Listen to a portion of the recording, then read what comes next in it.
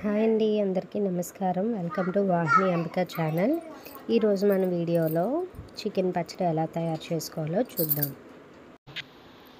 అయితే చికెన్ పచ్చడి చేసుకునేటప్పుడు చికెన్ పచ్చడిలోని మనకి చికెన్ ఎలా ఉండాలంటే స్కిన్లెస్, అంతేకాకుండా బోన్లెస్ అయితే అయ్యి ఉండాలి. చికెన్ని వీడియోలో నేను చూపించినట్టుగా చిన్న చిన్న ముక్కలుగా కట్ చేసుకోవాలి. కట్ చేసుకున్న తర్వాత చికెన్ని ఒక బౌల్లో తీసుకున్న తర్వాత కొంచెం సాల్ట్, కొంచెం పసుపు, కొంచెం అల్లం వెల్లుల్లి పేస్టు వేసి బాగా చేత్తో కలుపుకోవాలి.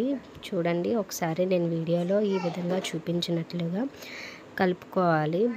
ఈ అల్లం పేస్టు, పసుపు, సాల్ట్ బాగా మిక్స్ అయ్యేలాగా చికెన్కి కలుపుకోవాలి. కలుపుకున్న తర్వాత మనం దీనిని స్టవ్ ఆన్ చేసుకొని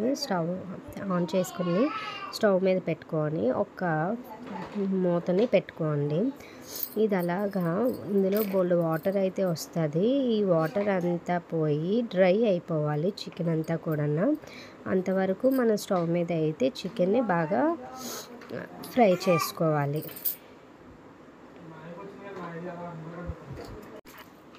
ఈలోపు మనం చికెన్లోకి ఒక ప్యాన్ పెట్టుకొని ప్యాన్లోని చూడండి ఎండుమిర్చి తీసుకోండి. బయట పౌడర్స్ ఏవి తీసుకోకుండా ఇంట్లోనే మేము ప్రిపేర్ చేసుకుంటాము.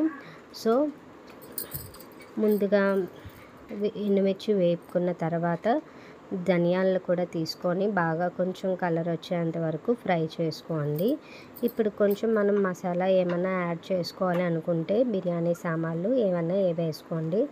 లైక్ లవంగ మొగ్గ, దాల్చిన చెక్క ఇలాగా అయిపోయిన తర్వాత వాటిని ఒక పక్కనగా ఒక ప్లేట్లో వేసుకొని చల్లారి పెట్టుకోండి. ఈలోపు అదే ప్యాన్లోని ఆయిల్ తీసుకొని మనం ముందుగా ఏదైతే చికెన్ వాటర్ అంతా పోయేంత వరకు ఉడికించుకున్నామో ఆ చికెన్ని ఇందులో వేసుకోండి. ఆయిల్ బాగా మరిగిన తర్వాత దీన్నైతే బాగా బ్రౌనిష్ కలర్ వచ్చేంత వరకు చికెన్ని బాగా ఫ్రై చేసుకోవాలి. నేను వీడియోలో చూపించినట్టుగా చూడండి, ఈ విధంగా ఈ కలర్ వచ్చేంత వరకు బాగా ఫ్రై చేయండి క్రిస్పీగా. చూడండి, ఇక్కడ నేను వీడియోలో చూపించినట్టుగా లైట్ బ్రౌనిష్ కలర్లో చికెన్ ఫ్రై అయితే సరిపోతుంది. మరీ ఎక్కువగా ఫ్రై అయిపోయిన చికెన్ పీస్ అనేది గట్టిగా అయిపోతుంది. అయితే ఈలోగా చికెన్ బాగా ఫ్రై అయ్యేలోగా ముందుగా మనం ఫ్రై చేసి ఉంచుకున్న ధనియాలు, ఆవాలు పొడి చేసుకుందాము. గ్రైండ్ చేసుకొని చికెన్ ఫ్రై ఏదైతే చేసుకున్నామో అందులో ఈ విధంగా యాడ్ చేసుకుందాము. యాడ్ చేసుకున్న తర్వాత అదే కళాయిలోని వెల్లుల్లిపాయలు, కరివేపాకు బాగా వేపేయాలి. వేపిన తర్వాత వాటిని కూడా ఇప్పుడు చికెన్లోని యాడ్ చేసుకుందాము. ఇప్పుడు యాడ్ చేసుకున్న తర్వాత వీటన్నిటిని కొంచెం బాగా కలపండి. కలిపిన తర్వాత దీనికి ఆయిల్ అయితే బాగా ఎక్కువగా పడుతుంది. మనం ఫ్రై ఎంతైతే ఆయిల్తో చేసుకున్నామో ఆల్మోస్ట్ ఆయిల్ అంతా కూడా దీంట్లో సరిపోతుంది.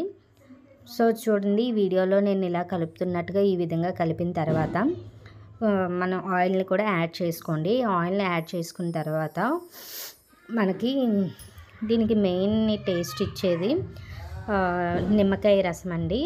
కాబట్టి ఒక 3-4 నిమ్మకాయలు తీసుకొని దాన్ని బాగా రసం తీసుకోండి. రసం తీసుకున్న తర్వాత చికెన్ కొంచెం చల్లారిన తర్వాత యాడ్ చేసుకోండి. యాడ్ చేసి బాగా కలిపి మనం ఆయిల్ కూడా వేసుకోండి. టేస్ట్కి ఇంకా ఏమైనా సరిపోకపోతే సాల్ట్ని యాడ్ చూసుకోండి.